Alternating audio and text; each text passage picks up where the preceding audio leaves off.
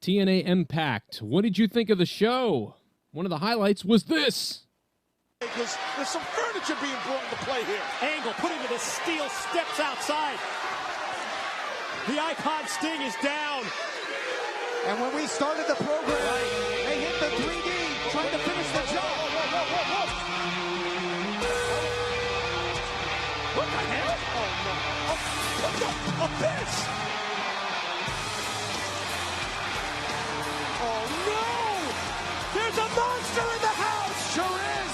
Look out here! Oh, the monster Abyss takes them both down! This kid! Abyss returns to TNA Impact. What did you think about the show last night? Were you shocked? Were you surprised? Were you excited? Did you think he sucks? Is Abyss too slow? Do you not like Sting? There's lots of different things, lots of different comments on the wire that I've seen pop up, and these are some of them. Glad to see Abyss come out. I thought for sure Hulk Hogan was going to drag his old ass to the ring. Well, it wasn't. It was Abyss dragging his slow ass to the ring. More comments such as, this was a great wrestling show. Been a long time since I've seen an audience so into it. Everyone seemed to be on their feet. I can imagine Joseph has a pretty big case he's working on now, and we won't see him for a few weeks. Damn, I thought The Undertaker had bad fake hair when he made his return to confront Triple H last year, but those Abyss extensions are definitely the worst. No one is going to buy a pay-per-view based on Abyss. I don't know. Some people are saying this was a more exciting show they've seen in a while from TNA Impact, and others are just kind of crapping all over it. So I really don't know what to think as far as they think, as far as everybody goes. And I told you I'm going to be reviewing TNA Impact, but unfortunately I didn't get to watch it this week. All I got to see was the end of it.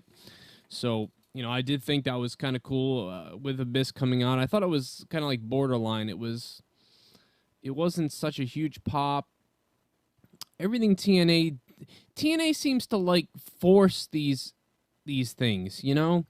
That's the difference with almost like how when I used to backyard wrestle, you know, and every single time it was like a screw job or somebody was coming back even though they'd just been there. You know, although Abyss has been gone a year, but it just feels like TNA forces everything. And when you force things, they don't come off as surprising and as genuine because you can tell they're forced and you can tell it's so staged.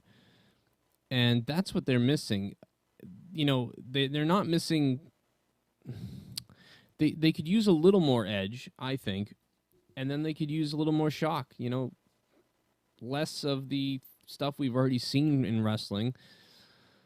Come up with some new ideas. If they could do what WWE does as far as character development, but then put it in a more adult realm, that's where you know, will really hit gold, will really steal, will really hit the jackpot.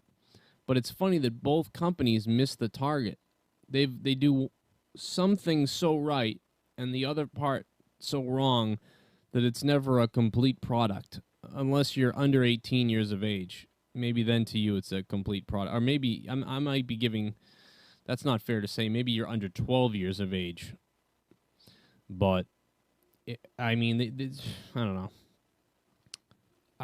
I think both companies are disappointing at the end of shows. When the show's over, I feel like TNA's storylines just weren't done right.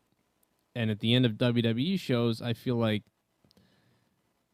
it's too kiddie. And I'm not complete at all as a wrestling fan right now. I'll tell you that. It's horrible. What do you think about TNA Impact? Leave your comments below. Let me know what you think. Like, subscribe.